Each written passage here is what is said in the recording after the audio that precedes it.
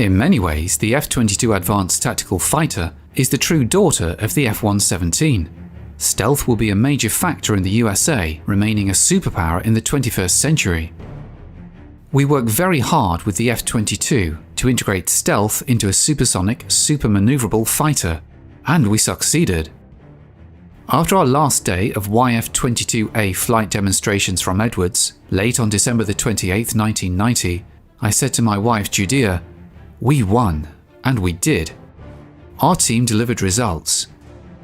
It was a privilege to lead this team.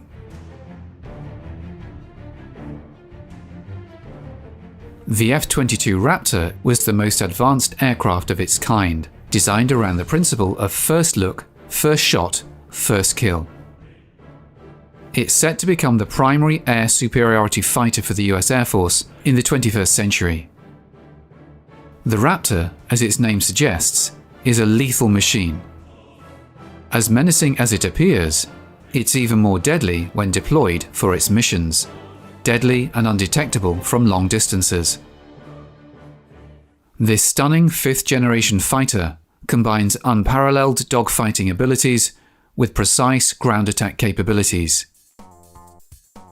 Confidence in these objectives stems from a synergistic blend of features and capabilities, including stealth technology, the ability to cruise at supersonic speeds over long distances without afterburners, and an integrated, highly sophisticated avionics suite. The FA-22A has been designed to be more maneuverable, better armed, more reliable, easier to maintain, more readily supportable, and more capable in air-to-ground missions than any other comparable aircraft in history. Throughout the 1960s and 70s, the Soviets developed various missiles to attack at different altitude bands, making it impossible to fly under or over the missile threat. You had to confront it directly. One way to address this was to prioritize the suppression of enemy air defenses, specifically by destroying missile sites and their radars, as the most crucial mission for the Air Force. By the 1970s, air superiority had once again become a top priority, leading the US Air Force to commit to building its first pure air superiority fighter, which would eventually become the F-15 Eagle. I have never seen a finer joint government-industry team that's organized with the technical competence to carry out the job that's been assigned to them, or to do it in a manner of close-knit teamwork. However, just as the F-15s became operational in 1978, alarming new evidence suggested that their superiority might be short-lived. At the same time, and perhaps most importantly, reconnaissance satellites photographed several new fighter prototypes, the Mikoyan MiG-29 and the Sukhoi T-10 at the Romanskoye Flight Test Center near Zhukovsky, about 40 miles southeast of Moscow. This new generation represented a significant improvement in capability over anything previously observed by US intelligence services. It was clear to everyone involved that a new air-to-air combat platform will be necessary to counter the threat posed by these new Russian aircraft. The Sukhoi T-10 was a huge shock to Western analysts. It was larger than the F-15 and far bigger than any previous Soviet-built fighter.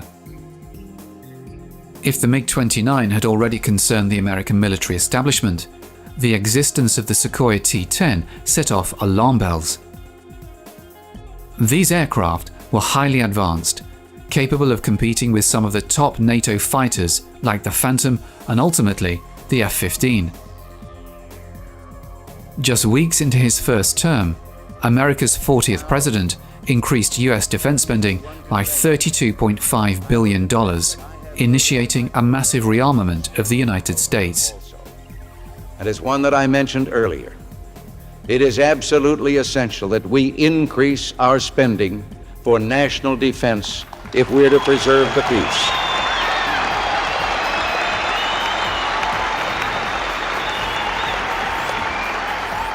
In 1981, the Cold War was heating up.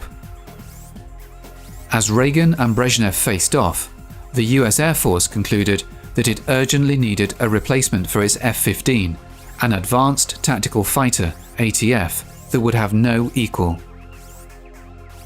As American planners began developing the concept of air-land battle to prepare for potential World War III, the US Air Force started considering the type of equipment it would need for such a conflict. On August 24, 1982, a Program Management Directive (PMD) was issued, changing the program element's name from Combat Aircraft Technology to Advanced Tactical Fighter.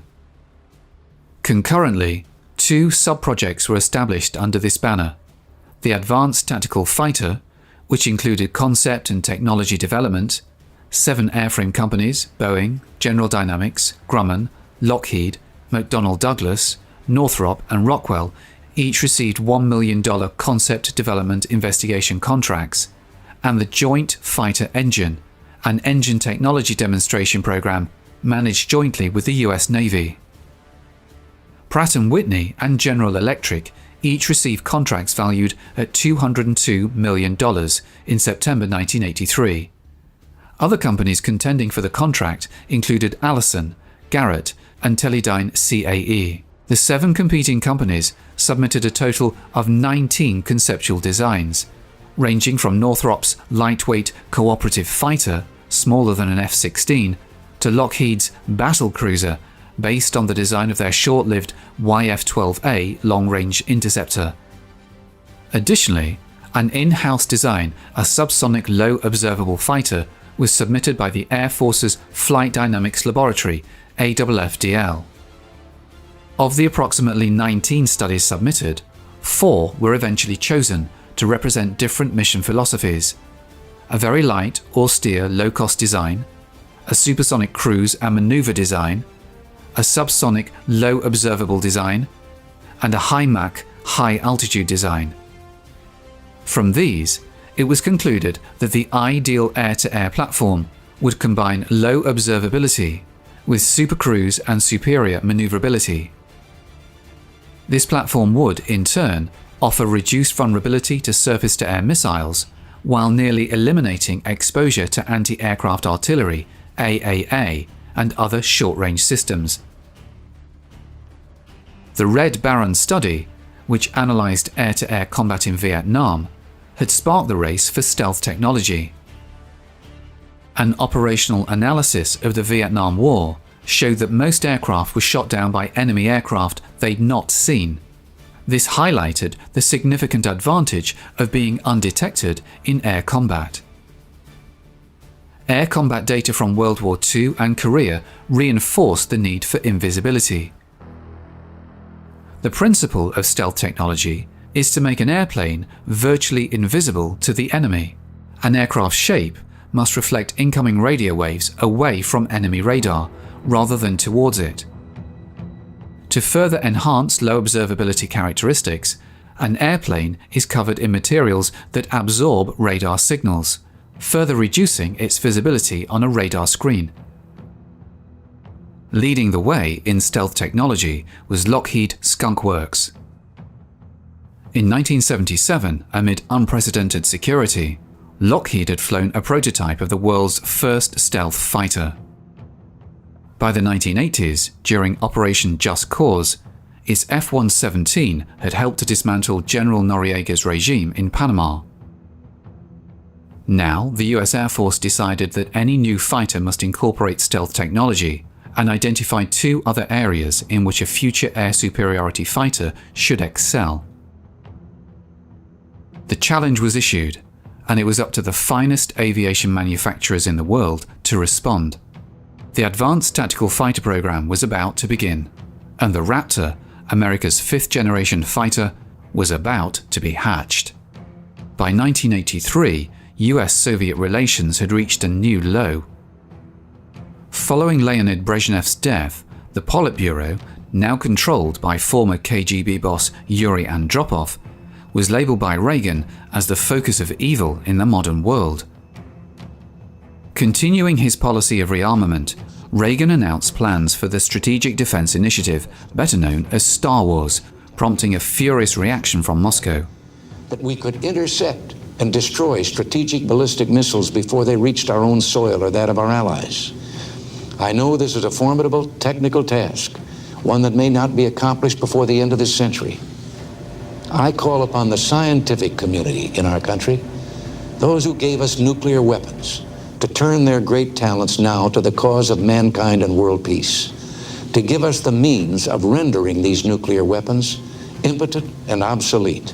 In August, when Korean Airlines Flight 007, on its way to Seoul from New York, strayed several hundred miles off course into Soviet airspace, Russia responded.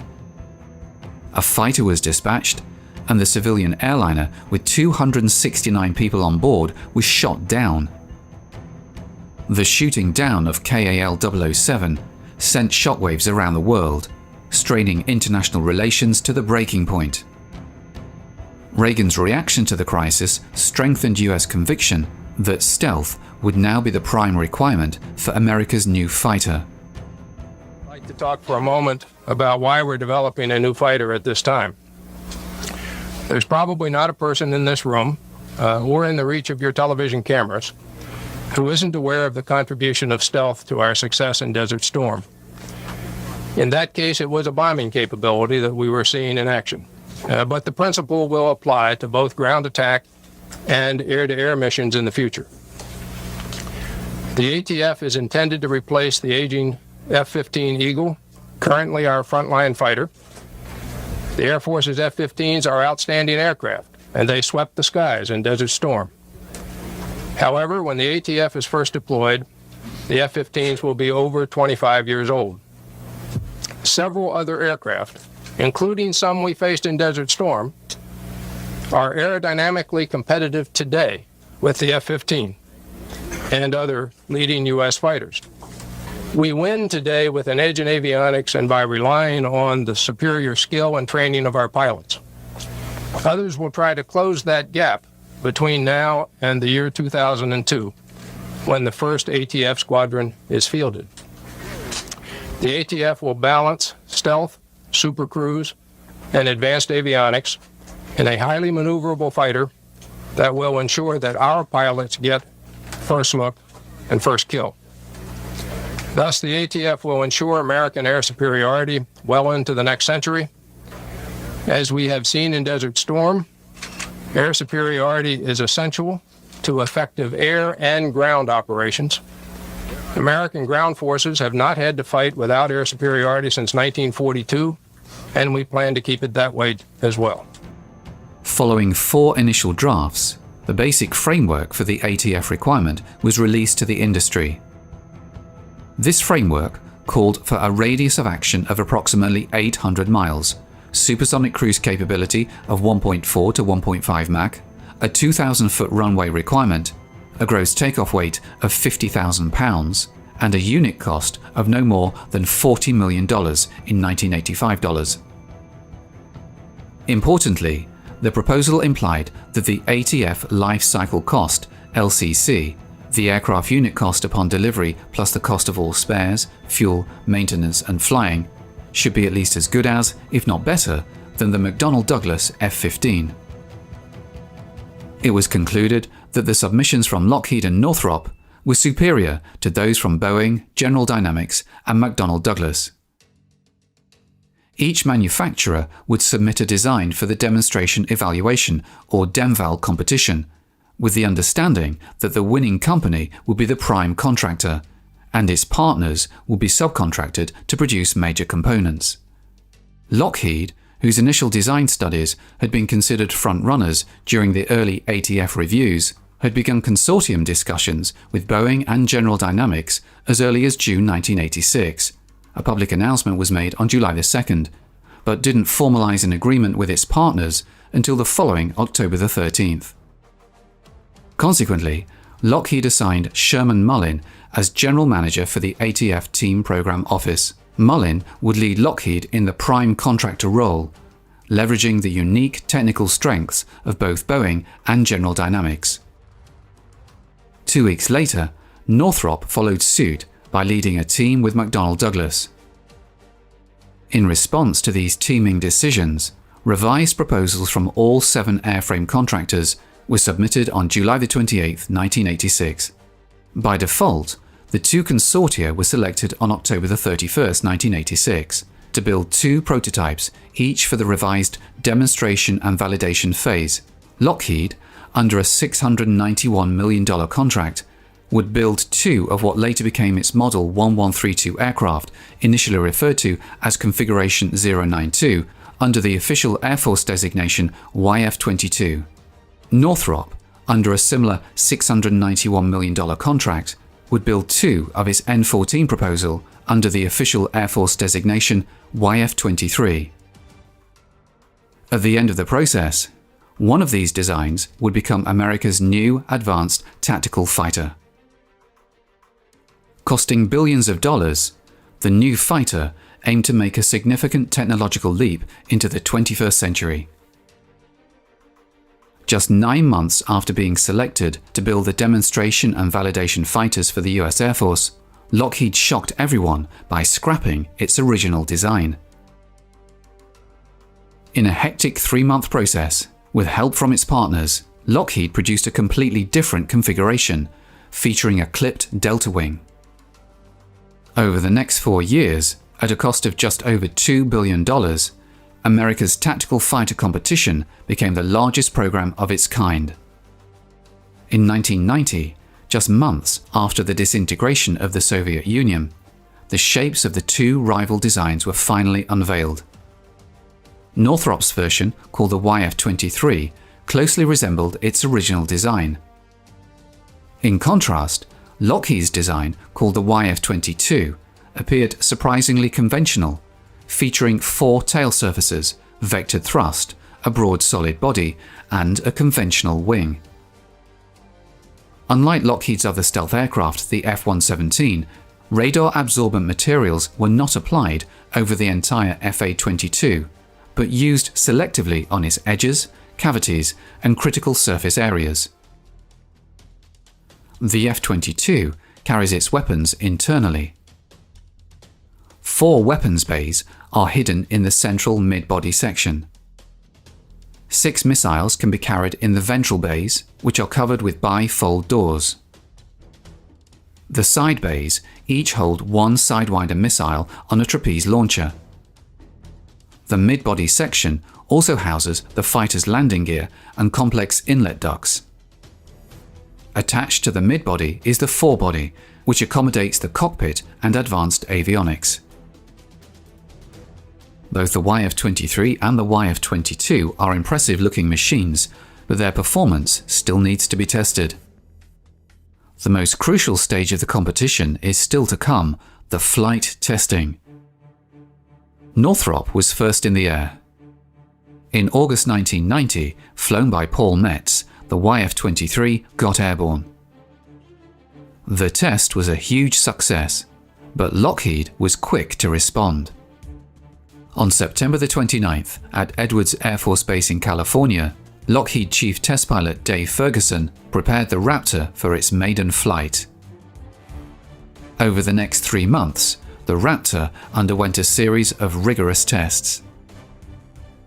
The Air Force required both teams to provide performance projections, which would then be compared with the actual performance of the airplanes in various conditions, including subsonic and supersonic flight at different altitudes. The winner of this stage would earn a contract for 650 aircraft. The decision would hinge not just on what the contractors promised, but on the Air Force's confidence in their ability to deliver. During flight testing, the Raptor outperformed the Northrop YF-23 in several crucial performance areas. The YF-22 had clearly demonstrated that in every category it was far superior to any existing fighter. But it would be events in 1991 that would carve out the Raptor's future. The 2 aircraft you see here, or you've seen in action in the flying prototypes, I think are an excellent demonstration of exactly what we were trying to accomplish with this demonstration validation front end and the prototyping and hardware demonstration, including the avionics test beds that went along with that. We ended up with 2 aircraft, each one of which could meet the Air Force's technical specifications and technical requirements. And that's why, as I said in the formal remarks, that we had here a set of proposals or a set of contract options, any one of which was in the acceptable range and any one of which could have been selected. So we were dealing with shades of differences. Given that all of the proposals were in the acceptable range, we had to make the evaluation based on the criteria that were called out in the RFP, and we've done that, and the best I can do for you today is to report the final judgment of that process.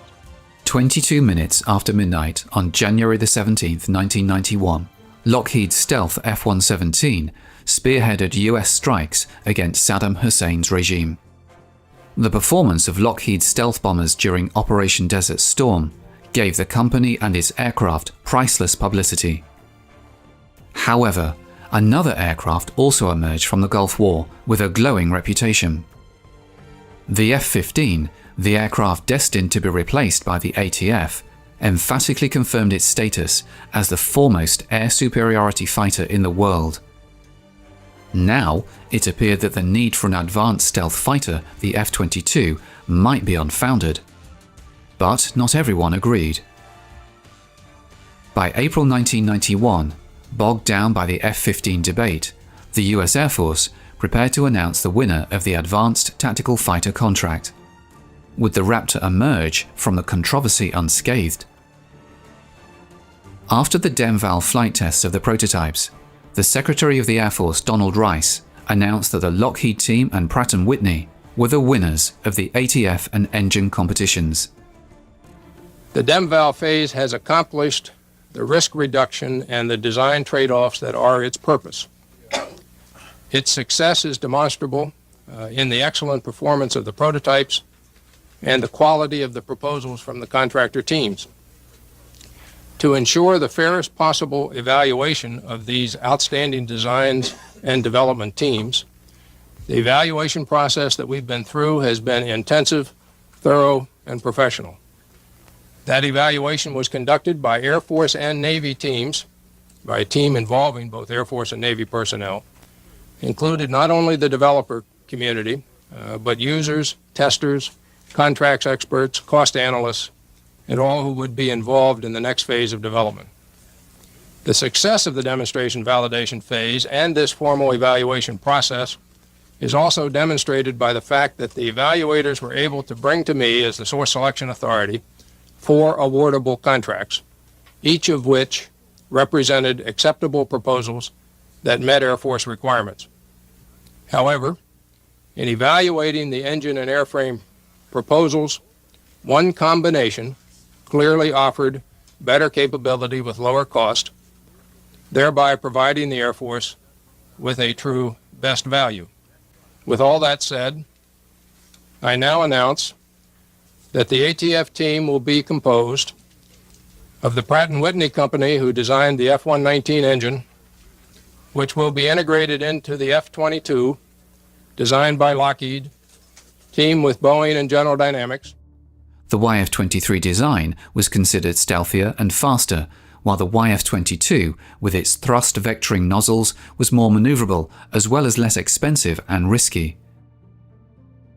Having won the contract, Lockheed announced that it would locate the F-22's headquarters in Georgia, where the Raptor's forward fuselage would be built.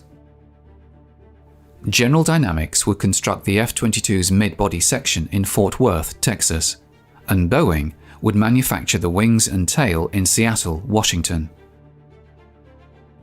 Follow-on work with the aircraft took place at Edwards Air Force Base, involving an additional 100 hours of flying time, approximately 25 flights, to expand the YF-22A's flight envelope and to explore specific segments in greater detail. However, on April 25, 1992, the program encountered its first major setback. During preliminary testing, the YF-22, flown by Tom Morgenfeld, crashed shortly after takeoff. The aircraft hit the runway with the landing gear retracted, skidded approximately 8,000 feet and caught fire. A key element of the Raptor's design, thrust vectoring, uses movable exhaust nozzles to adjust the angle of thrust from the two Pratt & Whitney engines. As the Raptor made its low-level flyby, Tom Morgenfeld kept the stick forward to keep the nose down. However, as the landing gear was retracted, the thrust vectoring engaged, pushing the aircraft towards the tarmac. The pilot struggled to correct this sudden change in direction as the Raptor began to veer off course.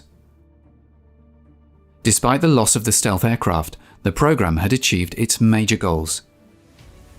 10 million man-hours of analysis, 4,000 hours of radar testing, and hundreds of hours of flight testing had gone into the aircraft's development, even before construction began. In fact, the F-22 had undergone more flight testing than any other fighter before full-scale production. On April the 9th, the first F-22A, officially named Raptor, an earlier attempt to name the aircraft Superstar failed in 1991, was unveiled in a public ceremony at Lockheed Martin's Marietta, Georgia facility.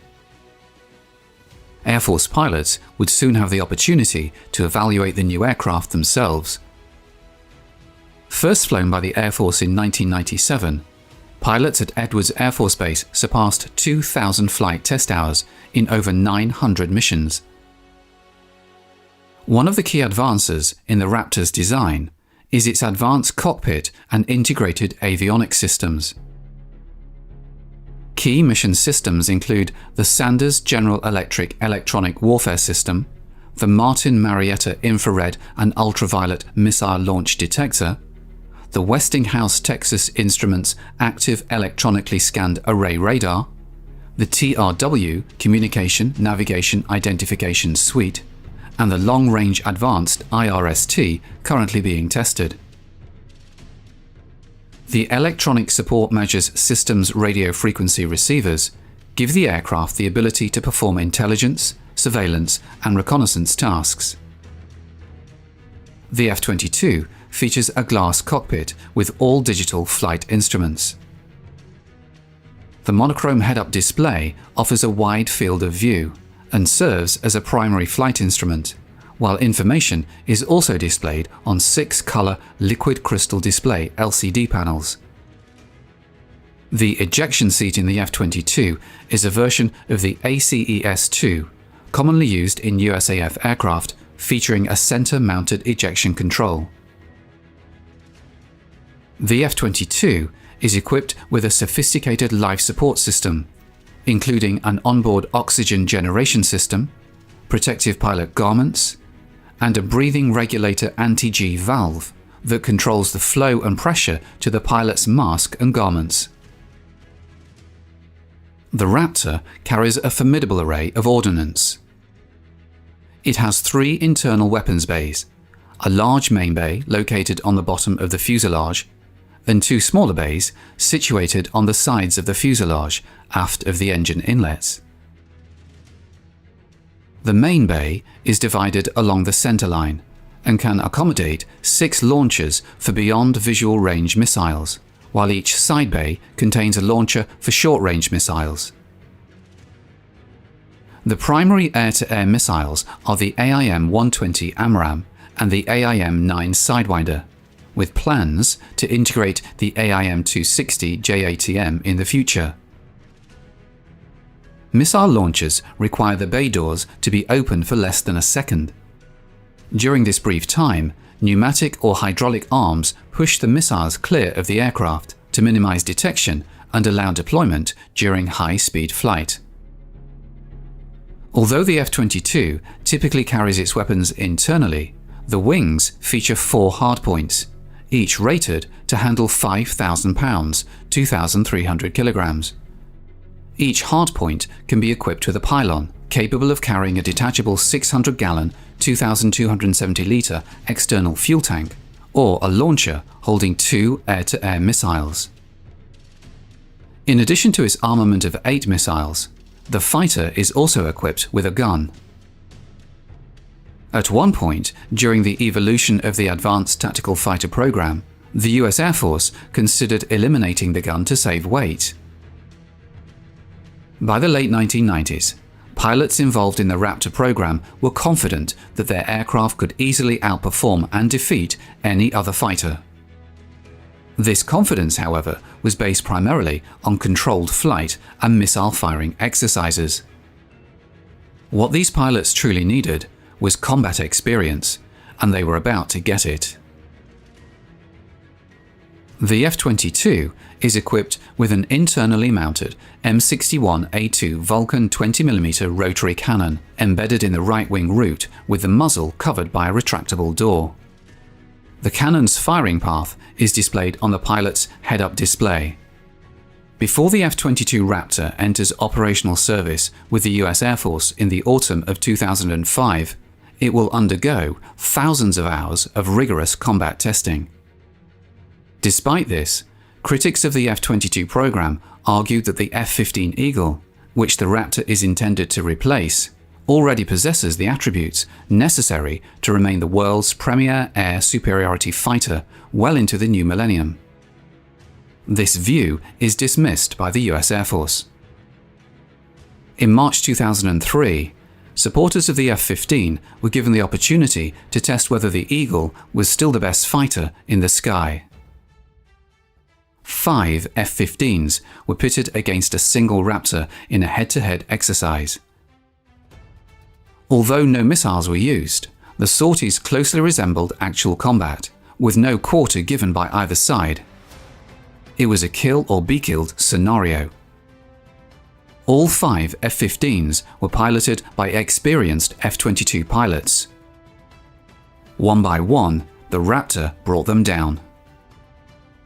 In these combat tests against F-15s, the F-22 Raptor decisively proved its critics wrong. In December 2005, the USAF announced that the F-22 had achieved initial operational capability.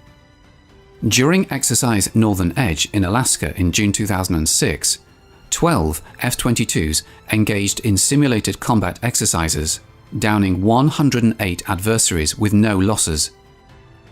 Over the course of these exercises, the F-22 achieved 241 kills against 2 losses, neither of which involved an F-22.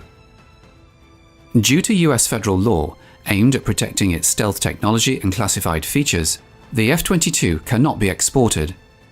Instead, US fighter customers are opting for earlier models like the F-15 Eagle and the F-16 Fighting Falcon, or the newer F-35 Lightning II. The F-35 incorporates some technology from the F-22, but is designed to be more affordable, flexible, and exportable. Originally, the USAF planned to acquire 750 ATFs. However, by 2009, the program was cut to 187 operational aircraft due to high costs, a lack of air-to-air missions because of the focus on counterinsurgency operations, a ban on exports, and the development of the more affordable and versatile F-35. The last F-22 was delivered in 2012. The F-22 Raptor was conceived amid Cold War fears that Russian-made fighters might outclass the F-15. Yet, as the world has evolved since the Cold War, the United States Air Force remains the sole operator of the F-22. As of August 2022, it has 183 aircraft in its inventory. In today's changing world, there are few certainties, but the F-22's dominance over the skies remains one of them.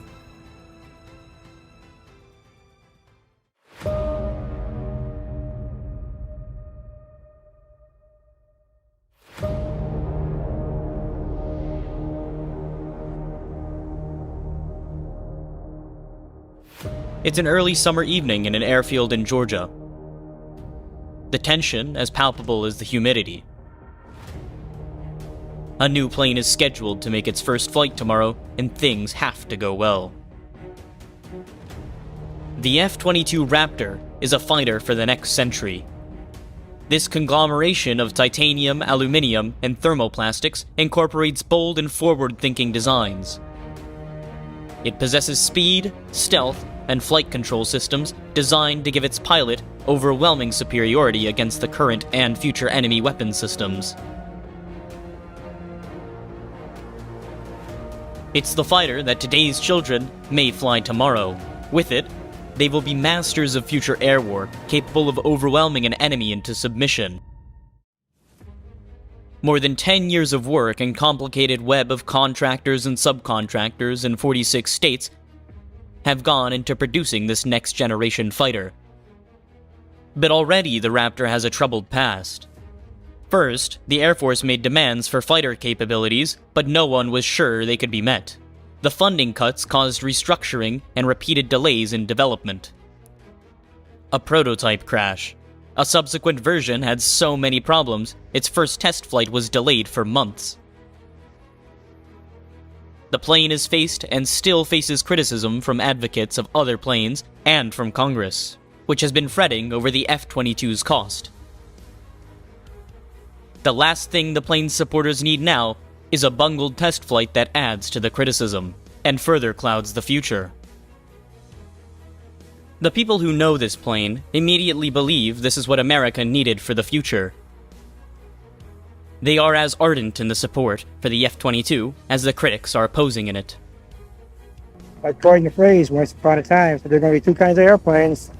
There's F-22s and there's targets. But there are tests to be passed, and tomorrow will be one of them. Inside Building B-1 at Lockheed Martin Aeronautical Systems in Marietta, Georgia, a deceptive peacefulness hangs over the assembly line. Work here is also done after months of preparation. An aircraft assembled here will take flight for its first time. A major milestone for even the simplest airframe. Sitting on a ramp some 2 miles away, the F-22 is not scheduled to take off for at least 6 hours, but already crew members are hard at work. They double-check and triple-check every last inch of the aircraft. Absolutely no one wants their assembly, their system, their one small piece in this $187 million puzzle to go awry. In fact, components on the ship 4002, as the aircraft is known here, have been meticulously tested and retested ever since the plane rolled out of the assembly hangar in February, some 4 months ago now. The day has come for this aircraft's maiden flight. The F-22 cannot stumble. The Raptor must accomplish what is called a flight with no squawks. That is a test flight that goes off without a hitch. At 5 a.m., the pace of preparations starts to pick up. No detail, however small, can be overlooked. Not even the removal of a potentially damaging pebble. A cleaning truck patrols the ramp area, vacuuming up such debris. Lockheed Martin's security officer, Patty Howarth, holds a quick briefing to remind her staff of their priorities. Everybody forgot everything they learned on how to drive on the flight line, and every single person who had a flight line pass was after driving on Friday. Everyone. Howarth will spend the rest of the morning making sure her security team keeps the taxiway clear. Then, she will join on the rescue teams standing by, to assist with security in the case something goes wrong. Patty also worked on the security detail when Ship 1 flew for the first time. It was probably one of the greatest days of my life. I've never really been involved in aircraft, and I thought, oh, it'll just be another day. But it was probably 110 the first day it lifted off, and I had goosebumps going up my spine. As the sun rises, responsibilities are handed off from the night crew to the crew that will launch the plane. Crew Chief Terry Beyer oversees it all, supervising every crew member working on the F-22 today. He's been up since 2 a.m. A very vested personal interest. Very little sleep last night. Toss and turn. It's been 8 years to get this far, so we're looking forward to a fun day. Among Beyer's responsibilities this morning is ensuring all instrumentation and systems are functioning, so the team can get data on the plane's performance. That data will flow back to a control room here at Marietta. It's very important to the program, and we've demonstrated not only to the company people, but to the general America and Congress that this airplane can be built here in Marietta, and we have competent people. We've decreased our build time here by over 3 months, and the number of write-ups that we have left open to do is down to a handful of write-ups versus the first airplane. We had significant things that we had to fix when we come back, as far as things that we couldn't complete to go fly. Beyer believes that won't be the case this time, but he won't know for sure until his flight is over.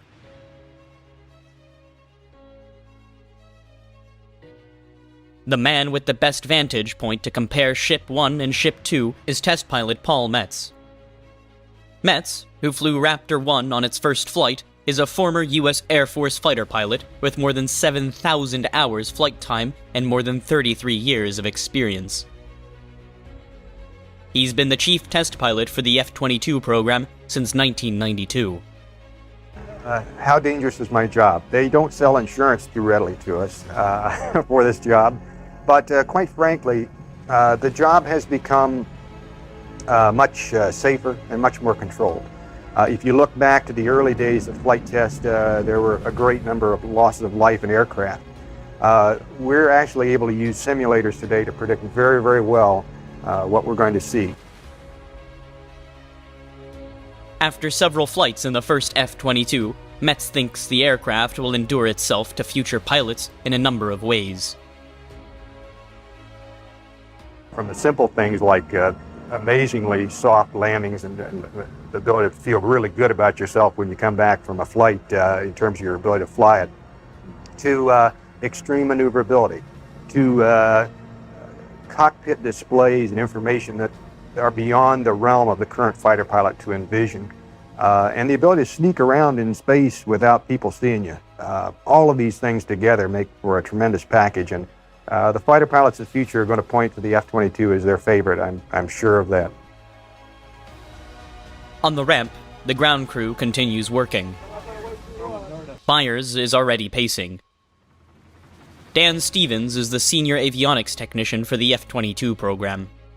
He's responsible for the computers and other electronics on the aircraft to make sure they are functioning and ready when the pilot gets into the cockpit. Backing him up are a team of experts for every computer on the plane.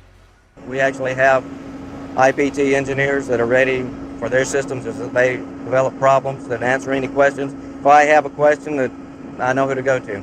We have experts on every component on the aircraft. The F-22's pioneering electronics are perhaps the crew's biggest source of worry. They've undergone extensive testing, and Stephen believes most of the problems have been ironed out. But until this plane executes a flawless flight, Stevens won't be able to relax. All of us are putting quite a bit of effort into it to see that it makes its goals, and especially this flight this morning. We're very proud of this aircraft, and we know it's going to take us through this millennium and beyond. The pride comes from long hours. Flight test engineer Hal Wyeth has been on the ramp since 3:30 a.m. Well, I broke a little sweat, but we're doing real good. His team has actually been running final checks since last night.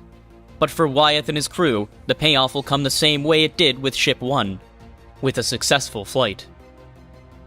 Wyeth recalls how he felt watching the flight of the first F-22. When he actually rotated and broke ground, it was a great feeling after all the effort that's been put in by so many people. You get a little lump in your heart, that kind of thing. Today, however, the emotions may run deepest for this man. Vincent Davino is the team leader for airworthiness and delivery crew. He's been sheepherding the F-22 from the beginning, sweating the details for 10 years. I couldn't begin to count them. You're looking at everything here from the airplane readiness, fueling, security of the ramp, making sure you have the right number of people and the right skills aboard. There's quite a few things that go into saying the airplane's ready for flight. But this will be the last time Davino has to officially worry about a flight. After 4 decades in the business, he's retiring. Into failed or delayed test flights is not how he wants to end his career. A lot of emotion that goes along with it. There's a lot of time and 42 years of experience in this business about to come to a close here. As it sits on the map this morning, the Raptor is just a couple of miles from where it was assembled, but Ship 2 is years removed from its birth, and in terms of technology, light years beyond its ancestors. The impetus for the F-22 began in 1981, when the Air Force announced that it needed a new air superiority fighter. Fighters such as the French Rafale, the Eurofighter Typhoon, and new generations of Russian Sukhoi and MiG have steadily reached parity with, and in some cases surpassed, the F-15. Additionally, Russian-made SA-10 and SA-12 air defense missiles could shoot down an F-15. They were for sale to any country with enough money to buy them. So the Air Force began looking for a new fighter that, once again, would allow the US to leapfrog the lethal competition. The F-22 is going to help us own the skies, and owning the skies is what will allow us to dominate future battlefields in a way that will enable every other part of our military force, whether it be forces on the ground, at sea, or in the air. Owning the sky makes everything else work. The new fighter would need the classic ingredients of air superiority: speed and agility, comprehensive situational awareness, the ability to shoot before being seen, and the ability to elude ground threats. But the Air Force decided it wanted to look far into the future, to a fighter that would be superior starting in 2004, and dominate at least 25 years beyond that. That meant a huge leap into the next millennium for the aircraft designers. They would have to predict future enemy capabilities and concoct a fighter that could respond with overwhelming superiority. But asking manufacturers to look that far ahead was like asking designers at the P-51 to foresee the impact of jet propulsion and predict the development of the F-4 Phantom 25 years later. Design teams look for the 1980s equivalent of the development of jet propulsion. They found it in the computer. By 1986, a profound shift away from massive mainframe computers had begun with the miniaturization of electronics that opened new possibilities for design of the fighter for the next millennium. Under development at the time was stealth technology. Stealth modifies a plane's physical characteristics, primarily its external surfaces and heat signatures, to reduce its radar profile. The Air Force had already begun huge leaps in stealth with its F-117 fighter and B-2 bomber. Strategists have called for such an aircraft as the need and development for small expeditional forces to respond to regional conflicts around the globe. The stealth aircraft offered a perfect fit for such operations, in that it could carry out a mission quickly, with precision, without detection, and without the need for support aircraft. And stealth became a requirement for the new fighter. The Air Force also demanded that it fly at supersonic speeds without afterburner.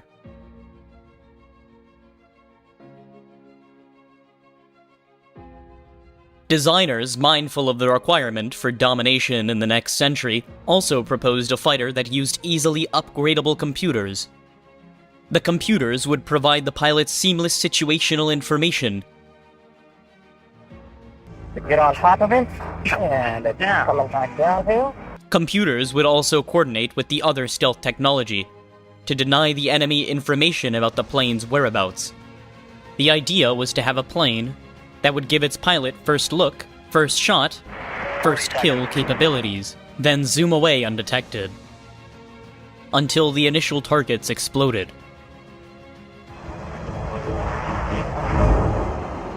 A third consideration arose from Congress. Federal budget constraints likely would limit the number of planes built, so the new fighters would have to be more with fewer numbers. They would have to be more destructive and deadly, and allow the US to win quickly and decisively, with minimal casualties to Americans. This airplane is the future of our country. It will allow us to own the skies over any future battlefield, and owning the skies over those battlefields is going to keep Americans alive. And that's what the mothers and fathers of America are going to want. But this futuristic vision required a lot of work. The avionics goal alone seemed huge. In 1986, close to impossible. Computers that could handle all the plane's requirements didn't exist. Design teams fretted over whether they could pull off this new airplane. Nevertheless, they forged ahead. In 1986, the Air Force selected 2 teams of defense contractors, Lockheed, Boeing, General Dynamics, and Northrop McDonnell Douglas, to build prototype airplanes known as the YF-22 and the YF-23. Engine makers Pratt & Whitney and General Electric were selected to build prototype engines, and all the Air Force would have 4 versions of this new plane to consider. The prototypes materialized and began test flights in 1990. Northrop McDonnell Douglas's YF-23 was a graceful aircraft with forward fuselage resembling a gooseneck stretched out in flight. Its wings created a clip diamond pattern with all edges swept forward or back by 40 degrees. When viewed from above, its broadly angled twin tails propelled the wing's leading edges. The YF-22 supported a slightly more conventional look, particularly in its shapely jutting twin tails and the more triangular shape of its wings. Designers of both planes incorporated several key developments in stealth, high-speed cruising, and avionics. To increase the fighter's stealth, designers reshaped internal and external parts of the aircraft. They changed how they treated its external surfaces through coating and irregular shapes. Designers also manipulated the plane's heat emissions to mask the fighters from infrared or heat-seeking detectors. The engine makers helped by reducing the need for afterburner to go supersonic. Also modified were the fighter's noises and colors to make it harder to detect by sonar and by the human eye. Ultimately, the fighter's radar cross-section, the element most crucial to foiling the enemy, was reduced until it resembled radar signature of birds and bees. Speed was another way the designers boosted the fighter's air superiority. Conventional fighters get their supersonic speeds through afterburner. But this consumes excessive amounts of fuel and can be used only for a short amount of time. The F-22 Pratt & Whitney engines can develop 35,000 pounds of thrust and push the Raptor to well above Mach 1 without using afterburner. That means the fighter can fly at supersonic speeds for longer periods of time, giving it a greater range of operation and enemies less time to react. Designers call this capability supercruise. It significantly exceeds the capabilities of engines powering the Air Force current F-15 and F-16 fighters. Finally, the designers incorporated the latest developments into computers to create avionics that give the pilot superior situational awareness. Everything a fighter pilot needs to know, from the location of his wingman and his target to enemy aircraft and radar sectors, is combined into a series of easily understood displays. An enemy aircraft is a red triangle, an unidentified aircraft is a yellow square. Our green square is a friendly aircraft. Wingmen are in blue. All the pilot has to do is to glance down to his situational display and instantly grasp the battlefield around them. In fact, we bring in people who have no flight experience whatsoever, put them in the concept demonstrator, let them use displays that are very close, very similar to what's actually in the airplane. And to a person, they can operate the systems, lock onto targets, and destroy enemy aircraft. Finally, the Air Force demanded that this new fighter demonstrate superior agility. On the YF-23, agility was attained through traditional means, aerodynamics and flight control surfaces. But the YAF-22 added thrust vectoring, using nozzles on the back of the engine to direct thrust up or down.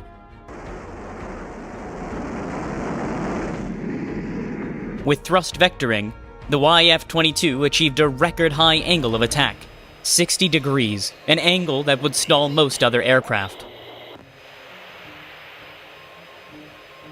I now announce. In April 1991, U.S. Air Force Secretary Dr. Donald Rice announced that the YF-22 with its Pratt & Whitney F-119 engines would be the design for its future advanced tactical fighter, citing better capabilities and lower costs. The Air Force awarded the winning team a $9.5 billion contract. While design work began on the newly dubbed F-22, the Air Force continued test flights on the YF version. On April 22, 1992, while returning to Edwards Air Force Base in California, the YF-22 began oscillating severely, 40 feet above the runway. Pilot was unable to regain control. The YF-22 crashed and burned.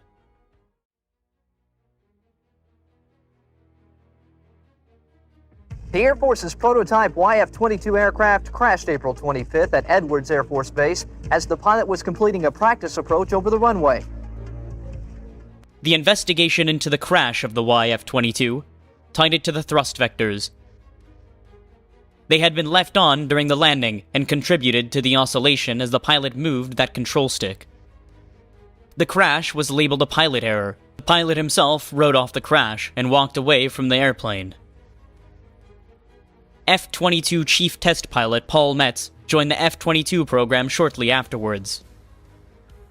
The problem was one of having a prototype flight control system that was not designed to be used in that flight environment. It had some sensitivity, some known sensitivity. And unfortunately, it caught that particular pilot on that particular day and caused the resulting accident.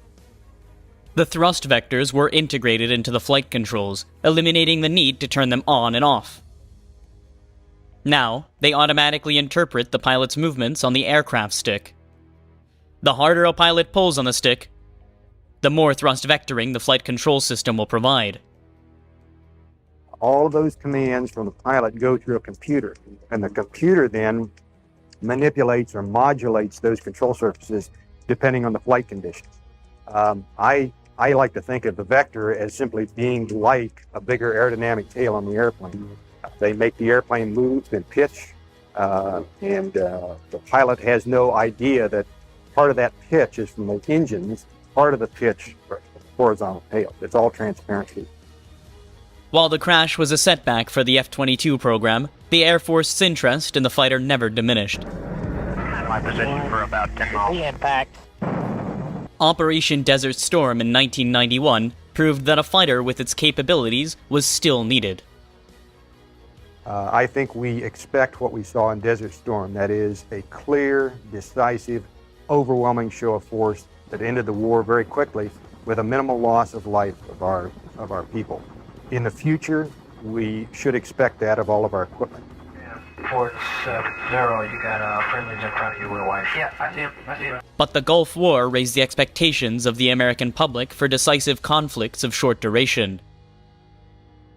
However, Desert Storm also reminded the F-22 designers of the need to be more flexible and ready to react to new problems, such as Iraq's Scud missile, for example.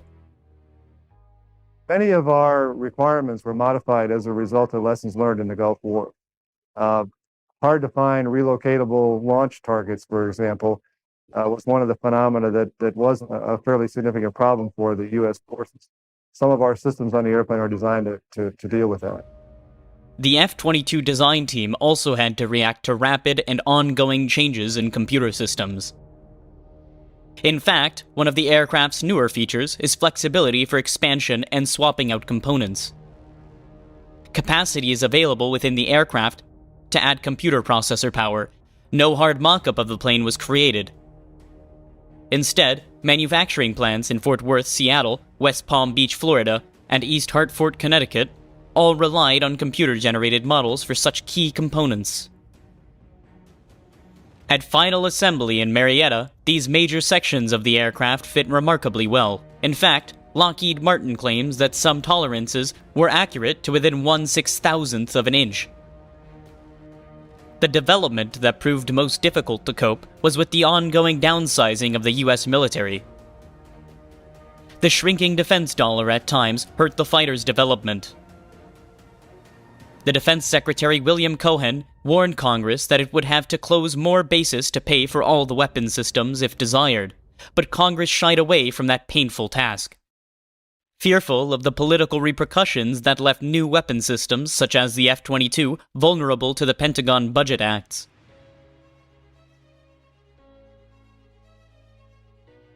Against this backdrop of uncertain federal support, Lockheed Martin unveiled within fanfare its first F-22.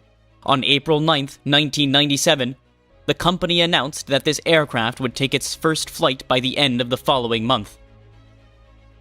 But that first F-22 stumbled badly out of the gate. One problem followed after another, and the program quickly fell 3 months behind. Finally, on September 7, 1997, Metz took the first F-22 into the air. That flight tested the aircraft's handling characteristics and engine performance through different power levels. It retracted the gear for a clean configuration to test handling, and it tested the aircraft in formation with an F-16. The roughly 1-hour flight demonstrated the plane could fly. Lockheed Martin and the Air Force called the problems that delayed the first F-22 minor, although the repairs were sometimes complicated. But the delays gave critics ammunition. A military cost review agency twice warned that the F-22 was a risk of billion-dollar cost overruns. Congress complained too many technical problems, and too few test flights. Senators warned that this $187 million plane might be stuck dead if its price per copy kept climbing. The F-22 supporters responded by reminding Congress the fighter was far from a conventional aircraft. Thus, its cost and development were unpredictable.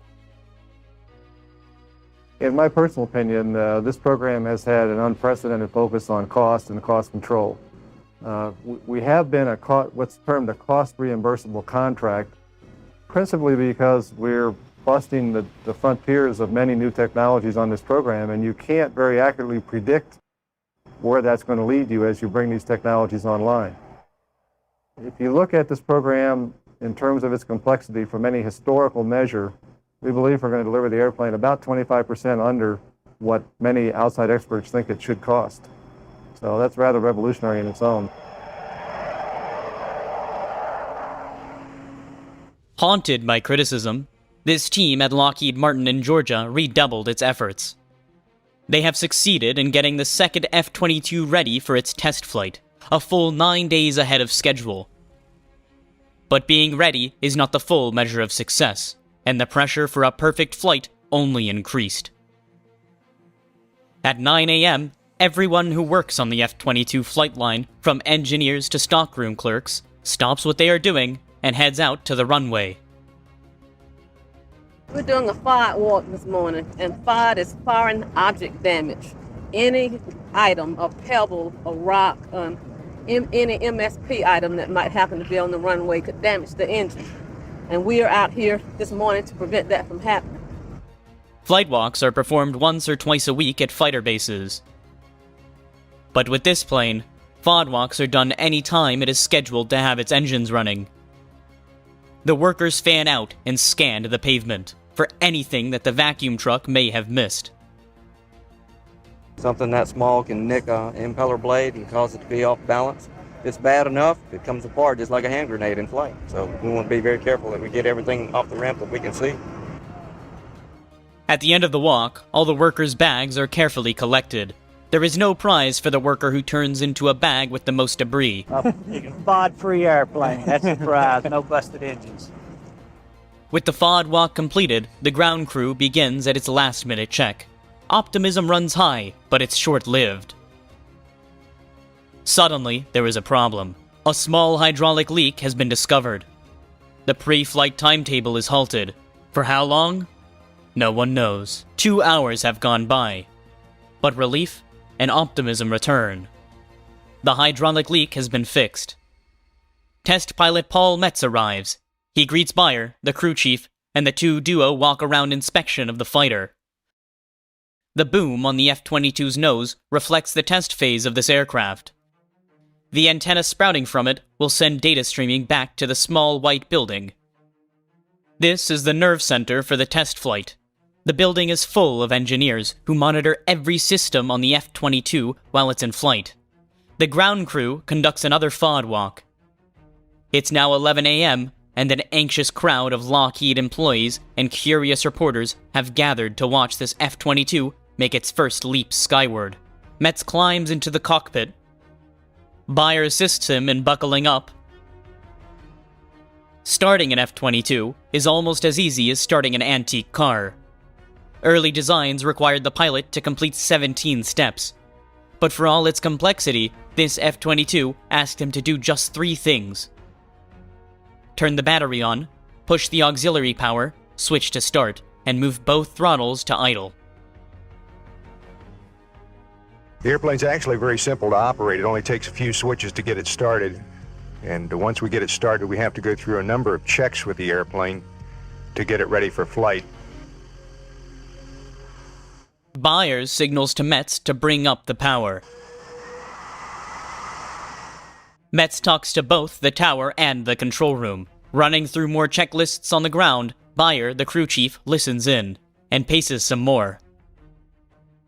Now, the plane is ready for its initial move or roll check. Metz eases the jet half-roll forward and taps the brakes. Bayer now begins signaling to Metz to head toward the runway. As he rolls out, Metz is engaged in a constant conversation with the control room, running checks for all his systems. He also talks to the pilot of the F-16 chase plane to coordinate takeoff and rendezvous. Metz taxis forward toward the runway, testing his rudder, closing down his engine nozzles. He stops again for what is called the last chance inspection. Bayer gives him a thumbs up and hands them over to the tower. The aircraft rolls to the head of the runway and prepares for takeoff. It is now 11:30 a.m. The chase plane heads out. The F-16 will be Metz's eyes outside of the plane, looking for problems, visually verifying all aspects of the test flight. Now, the moment has come. All the months of effort boiled down to a single motion of the left hand. Metz eases the throttle forward and adds power to the engines.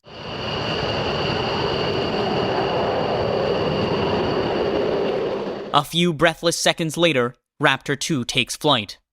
Immediately, the newly born plane physically and visibly gives notice of its sheer power. The nose lifts higher as it surges into a gravity-mocking climb. It's an initial performance that, Metz later will admit, even surprised him. The F-16 must go to afterburner to keep up. This is a real high point of the airplane. Pratt & Whitney's done a fantastic job with the engines. They operate very, very smoothly with almost no vibration. You can tell no difference between idle and military power.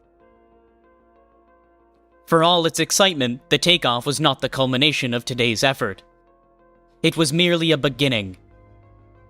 There is a flight plan to be followed and tests to be done. According to that flight plan, Metz will fly a triangular route over Georgia. He will head north to Jasper, 40 miles away. Then turn west for a 46-mile leg. Then turn south and return to Dobbins and Marietta. After the initial climb, the F-22 slows to 200 knots and levels off. The gear stays down for the first test phase. While he cruises, Metz and the engineers run through checks of the aircraft systems, making sure all are working. Once everyone is convinced the plane is functioning correctly, it is time to check flight control systems. Time to make the Raptor move a little. The ailerons, the rudders, the thrust factors. As something moves, data goes streaming back to the white control building. Here we're seeing some control motions with the rudder. Again, just relatively gentle maneuvers to see if the airplane responds just as predicted in the simulations. And it did. Now Metz brings the throttle forward again. The added power pushes the aircraft to 225 knots, and quickly, the two climb to 20,000 feet. Now comes a critical step. The landing gear is tested. It retracts smoothly and is lowered again. Then, raised for good. Putting the gear up represents an act of faith that it'll come back down. The first phase of the test flight is complete. It has not only gone smoothly, it has been perfect. Bring the gear up and take a look at the characteristics of the airplane and what we call a clean configuration. Landing gear comes up, and once it does, the airplane is very, very smooth. There's absolutely no buffet, and characteristics are excellent. Everything done with the gear down is now repeated. Checking how the F-22 handles, how the engines respond. Again, with the gear up, we'll look at some of those relatively mild handling qualities characteristics, such as bank-to-bank rolls, and some of the control inputs. And again, the airplane is very quick, very cat-like and agile in the response. 40 minutes into flight, another milestone test. Metz and the F-16 show the F-22's ability to fly in formation. And we use the cameraman as a director in this case to help me make relatively rapid and quick changes in position while flying the wing of the F-16 here. Finally, nearly an hour later, the test flights are over. There's just one thing left to do. Coming in close to final, the airplane floats very nicely, can be flared, and touches down very softly. As they land, Metz holds up Raptor's nose to help slow the plane. Once on the ground, we hold the nose up for aero braking to bleed off some airspeed. I deployed the speed brakes just as the nose came down for touchdown. And that also helps dissipate the airspeed. With about 5,000 feet of runway remaining, brakes are applied, bringing the F-22 down to a fairly slow speed to finish the rollout. Handling characteristics in the landing phase are really delight. It'll make any pilot feel proud to bring the airplane back and land it. It's a very easy airplane to land.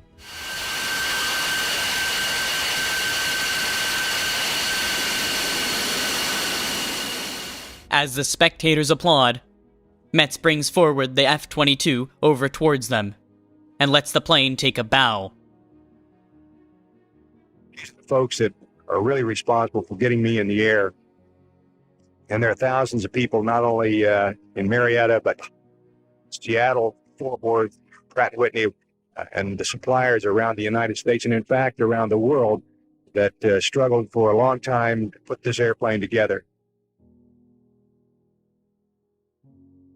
Back at the ramp, the ground crew cheers. Metz leaves the cockpit. There are handshakes and photos all around for a successful test flight. It was by the book. The flight profile was flown exactly as we had planned it out, and absolutely no anomalies on the airplane. It's ready to go again. Don't have a squawk on either the instrumentation or the airframe itself. Anything unexpected, either good or bad? Well, you probably saw it on the climb out here. We rotated up to the climb at about 3/4 field and really rocketed on up there. And both myself and the chase pilot both remarked that was a lot spiffier performance than we saw with number one. And I can't explain it because it's a hotter day, but it really went upstairs today. With the plane safely back on the ramp, Bayer can finally stop pacing. Well, I guess a lot of things go through your mind. I mean, you think about fuel, you think about electrical power, but mainly is great feeling jumping off, and made a few bets with the ground crew of how bad the airborne pickup would be. But Colonel Rainey hit it pretty good. He was right with him. Elation is pervasive among the ground crew. Fantastic. Got this airplane in the air early, got it back, no squawks on it, perfect.